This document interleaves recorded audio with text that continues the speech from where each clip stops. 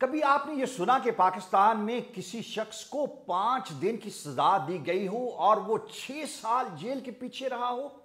जी हां, मैं आज जुल्म की एक ऐसी दास्तान आपको सुनाने जा रहा हूं जो इट इज वेरी रिसेंट कि एक शख्स जिसका नाम जमशेद इकबाल है और उसकी पान की दुकान थी नौलखा मार्केट में।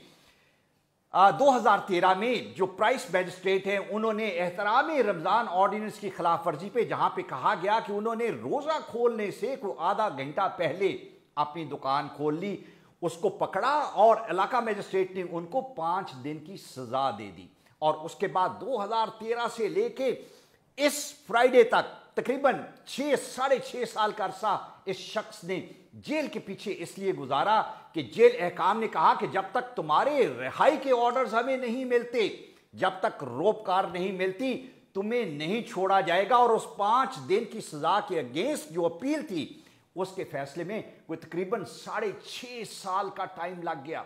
एडिशनल सेशन जज लाहौर आमिर हबीब साहब ने जब इसका फैसला सुनाया तो वो जज्बाती थे, आपदीदा थे, कहने लगे कि पत्थर के जमाने में ऐसा इंसाफ नहीं होता। आपकी जिंदगी के 6.5 साल, आपके बच्चों के 6 साल, आपकी बीवी से अलहदगी के 6 साल, उसको अदालत कैसे जस्टिफाई कर सकेगी? ये वो जुल्म है जिस पे आप किसी शख्स की निशानदेही नहीं कर सकते। इस पे जालिम हमारा अदालती निज़ाम है जिसको हम कोई सजा नहीं दे सकते। उस अदालती निज़ाम में बैठे हुए जजेस हैं, शायद हम उनको भी कोई सजा नहीं दे सकते, लेकिन सजा किसको मिली? सजा मिली उस शख्स को, उसके बच्चों को और उसकी बीवी की। लेकिन मजे की बात यह है कि जज साहब ने यह भी कहा कि जिस एहतराम में रमजान ऑर्डिनेंस की क्लॉज के तहत इस शख्स को 5 दिन सजा दी गई वो मौजूद ही नहीं थी, वो एग्जिस्ट ही नहीं करती।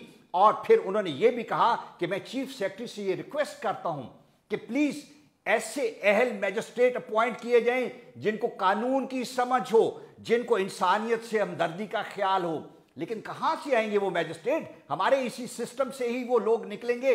लेकिन मैं ये कहना चाहता हूं कि हम जस्टिफाई ये तो कर सकते हैं कि जहां पे अभी तक आपकी जमानत पे फैसला नहीं हुआ आप जेल में रह सकते हैं, आपकी अपील पेंडिंग हो। लेकिन जहां पे आप 5 दिन की सजा काट लें और 6 साल जेल में रहें, ये वो रैकेट है जो पाकिस्तान में तो बना, लेकिन मेरा ख्याल है कि शायद पूरी दुनिया में इस पर कोई मिसाल ना मिलती हो। हम इसको किसी तरीके से जस्टिफाई नहीं कर सकते और अदालती निज़ाम को शर्मिंदा होना चाहिए, इसको मिसाल बनाना चाहिए कि इसको मिसाल बनाते हुए हम अपने सिस्टम को कैसे बेहतर कर सकते हैं।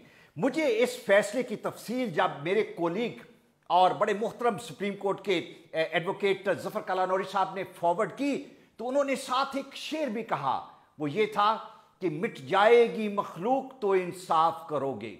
जी हां, हमारे यहां इंसाफ तब होता है जब मखलूक मिट जाती है और यही तर्ज़े इंसाफ ठहरा हमारा।